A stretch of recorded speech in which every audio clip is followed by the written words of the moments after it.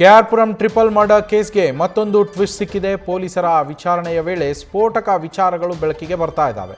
ಮೂವರನ್ನ ಕೊಂದಿದ್ದು ನಾನೇ ಅಂತ ಹೇಳಿ ಆರೋಪಿ ಕೆನತ್ ಏನಿದ್ದಾನೆ, ಈತ ಕೊಲೆ ಮಾಡಿದ್ದನ್ನ ಈಗ ಒಪ್ಪಿಕೊಂಡಿದ್ದಾನೆ.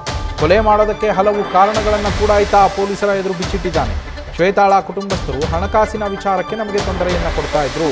ಶ್ವೇತಾ ಮನೆಯವರ ಹೆಸರಿನಲ್ಲಿ 30 ಲಕ್ಷ ರೂಪಾಯಿ ಲೋನನ್ನು ಪಡೆದುಕೊಂಡಿದ್ಲು. ಹಾಗೆ ಶ್ವೇತಾ ತಾನು ದುಡಿದಿದ್ದ 8 ಲಕ್ಷ ಹಣವನ್ನು ಕೂಡ ನನಗೆ ಕೊಟ್ಟಿದ್ಲು.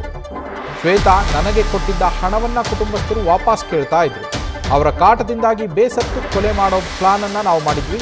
ಶ್ವೇತಾ ಕೂಡ ಕೊಲೆ ಮಾಡೋಣ ಅಂತ ಹೇಳಿದ್ಲು ಅಂತ ಇದೇ ಸಂದರ್ಭದಲ್ಲಿ ಆರೋಪಿ ಕೆನತ್ ಪೊಲೀಸರಿಗೆ ಹೇಳಿರುವಂಥದ್ದು. ಪೊಲೀಸರ ವಿಚಾರಣೆಯಲ್ಲಿ ಕೊಲೆಯನ್ನು ಈಗ ಒಪ್ಪಿಕೊಂಡಿರುವಂಥದ್ದು. 3 ಕೊಲೆಗಳನ್ನು ನಾವೇ ಮಾಡಿದ್ದೇವೆ ಅಂತ. ನಮ್ಮ ಪ್ರತಿನಿಧಿ ಶಿವಕುಮಾರ್ ಫೋನ್ ಸಂಪರ್ಕದಲ್ಲಿ ಇದ್ದಾರೆ. ಶಿವಕುಮಾರ್, ಕೆಆರ್ಪುರಂನಲ್ಲಿ ನಡೆದಂತಹ ಈ ಟ್ರಿಪಲ್ ಮರ್ಡರ್ ಕೇಸ್ ಏನಿದೆ, ಭಾರಿ ಸಂಚಲನವನ್ನು ಹುಟ್ಟು ಹಾಕಿದಂತಹ ಕೇಸ್. ಯಾಕಂದರೆ ಪ್ರಿಯಕರ ಮತ್ತು ಪ್ರೇಯಸಿ ಸೇರಿ ತನ್ನ ಕುಟುಂಬವನ್ನೇ ಕೊಲೆ ಮಾಡಿದಂಥದ್ದು. ಇಲ್ಲಿವರೆಗೂ ಕೂಡ ಇಬ್ಬರು ಒಂದೊಂದು ಕಥೆಯನ್ನು ಹೇಳ್ತಾ ಇದ್ರು. ಇದೀಗ ಆರೋಪಿ ಕೆನತ್ ಎಲ್ಲವನ್ನು ಒಪ್ಪಿಕೊಂಡಿದ್ದಾನೆ ಅಂತ ಮಾಹಿತಿ ಸಿಗ್ತಾ ಇದೆ. ಏನೇನೆಲ್ಲ ವಿಚಾರಗಳನ್ನು ಪೊಲೀಸರ ಎದುರು ಬಾಯ್ಬಿಟ್ಟಿದ್ದಾನೆ?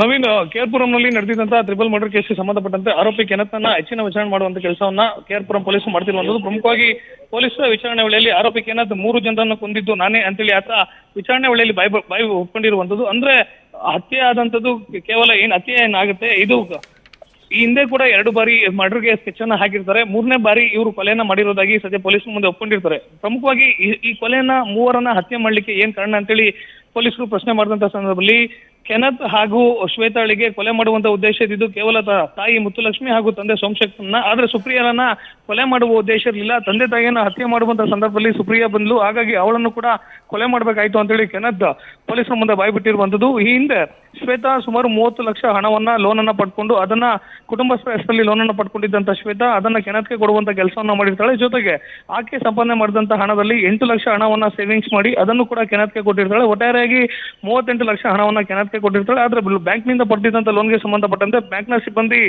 ಅವರ ತಾಯಿ ಮುತ್ತುಲಕ್ಷ್ಮಿ ಅವರು ವಾಸವಿದ್ದಂತ ಮನೆಗೆ ನೋಟಿಸ್ ಅನ್ನು ಕೊಡುವಂತ ಕೆಲಸವನ್ನ ಮಾಡಿರ್ತಾರೆ. ಇದೇ ವಿಚಾರಕ್ಕಾಗಿ ಮುತ್ತುಲಕ್ಷ್ಮಿ ಹಾಗೂ ಸೋಮಸುಂದರ್ ದಂಪತಿಗೂ ಹಾಗೂ ಅವರ ಮಗಳು ಶ್ವೇತಾಗೂ ಹಲವು ಬಾರಿ ಜಗಳ ಆಗಿರುತ್ತೆ. ನೀನು ಹಣವನ್ನ ತಗೊಂಡೋಗಿ ಕೆನತ್ಗೆ ಕೊಟ್ಟಿದ್ಯಾ, ಮೊದಲು ಹಣವನ್ನ ವಾಪಸ್ ಪಡ್ಕೋ, ಜೊತೆಗೆ ಆತನ ಜೊತೆಲಿ ನೀನ್ ಇರ್ಬೇಡ, ವಾಪಸ್ ನಮ್ ಜೊತೆ ಬಂದ್ಬಿಡು ಅಂತೇಳಿ ಯಾವಾಗ ತಂದೆ ತಾಯಿ ಶ್ವೇತಾಳಿಗೆ ಹೇಳಲಿಕ್ಕೆ ಶುರು ಮಾಡ್ತಾಳೆ. ಎಲ್ಲಾ ವಿಚಾರಗಳನ್ನು ಕೂಡ ಶ್ವೇತಾ ಬಂದು ತನ್ನ ಸ್ನೇಹಿತ ಕೆನತ್ ಬಳಿ ಹೇಳಲಿಕ್ಕೆ ಶುರು ಮಾಡ್ತಾಳೆ. ಆಗ ಕೆನತ್ ಶ್ವೇತಾಳಿಗೆ ಹೇಳುವಂತದ್ದು, ನಾವು ಹೊಸದಾಗಿ ಸ್ಟಾರ್ಟ್ಅಪ್ ಅನ್ನ ಮಾಡೋಣ, ನಾವು ಕೂಡ ಸೆಟ್ಲ್ ಆಗೋಣ ಅಂತೇಳಿ ಹೇಳಿದಂತ ಸಂದರ್ಭದಲ್ಲಿ ಸ್ವತಃ ತಂದೆ ತಾಯಿಯನ್ನೇ ಹತ್ಯೆ ಮಾಡುವಂತ ಪ್ಲಾನ್ ಅನ್ನ ಕೆನತ್ ಹೇಳುವಂತದ್ದು. ಕೆನತ್ ಮಾಡಿದಂತ ಪ್ಲಾನ್ಗೆ ಶ್ವೇತಾ ಕೂಡ ಸಾಥ್ ಕೊಟ್ಟಿರುವಂತದ್ದು.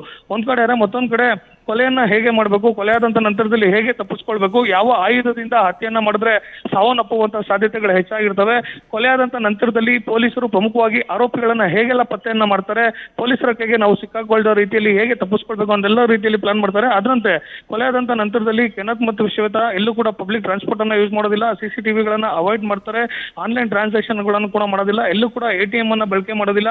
ಪೊಲೀಸರು ಯಾವೆಲ್ಲ ರೀತಿಯಾಗಿ ಆರೋಪಿಗಳ ಬೆನ್ನು ಬೀಳ್ತಾರೆ ಅದನ್ನ ಅರಿತದಂತ ಕೆನತ್ ಅದರಂತೆಯೇ ಕಾರ್ಯಾಚರಣೆಯನ್ನ ಮಾಡಿರುವಂತದ್ದು. ನಂತರ ಪ್ರತ್ಯೇಕವಾಗಿ ಬೈಕ್ ನಲ್ಲಿ ಹೋಗಿ ಟೋಲ್ಗಳನ್ನ ಅವಾಯ್ಡ್ ಮಾಡಿ ಬೈಕ್ ನಲ್ಲಿ ಹೋಗುವಂತ ಕೆಲಸವನ್ನ ಮಾಡಿ ಪಾಂಡಿಚೇರಿಯಲ್ಲಿ ತಪ್ಪಿಸ್ಕೊಳ್ತಾರೆ. ಒಂದ್ ವೇಳೆ ಪೊಲೀಸ್ ಅಧಿಕಾರಿಗಳೇನಾದ್ರೂ ಇಬ್ಬರಲ್ಲಿ ಯಾರನ್ನಾದ್ರೂ ಮೊದಲೇ ಅರೆಸ್ಟ್ ಮಾಡಿದ್ರೆ ಪೊಲೀಸರ ಮುಂದೆ ಯಾವ ರೀತಿಯಾಗಿ ಸ್ಟೇಟ್ಮೆಂಟ್ ಅನ್ನ ಕೊಡಬೇಕು, ಒಬ್ರು ಅರೆಸ್ಟ್ ಆದ್ರೆ ಇನ್ನೊಬ್ರನ್ನ ಪಾರು ಮಾಡುವಂತ ಕೆಲಸವನ್ನ ಮಾಡಬೇಕು ಅಂತೇಳಿ ಮೊದಲೇ ಪ್ಲಾನ್ ಮಾಡ್ಕೊಂಡಿರ್ತಾರೆ. ಅದರಂತೆ ಕೆನತ್ಗಿಂತ ಮುಂಚಿತವಾಗಿ ಪ್ರಕರಣದಲ್ಲಿ ಶ್ವೇತಾ ಅರೆಸ್ಟ್ ಆದಂತ ಸಂದರ್ಭದಲ್ಲಿ ಶ್ವೇತಾ ಕೊಲೆಯನ್ನ ಮಾಡಿದ್ದು ನಾನೇ, ಕೆನತ್ಗೆ ಯಾವುದೇ ರೀತಿಯಂತ ಪಾತ್ರ ಇರಲಿಲ್ಲ ಅಂತೇಳಿ ಆಕೆ ಹೇಳಿರ್ತಾರೆ. ಆದ್ರೆ ಪ್ರಕರಣದಲ್ಲಿ ಯಾವಾಗ ಕೆನತ್ನ ಅರೆಸ್ಟ್ ಆಗುತ್ತೆ ಆಗ ಕೆನತ್ ಎಲ್ಲಾ ವಿಚಾರಗಳನ್ನು ಕೂಡ ಬಾಯ್ಬಿಟ್ಟಿರುವಂತದ್ದು. ನವೀನ್.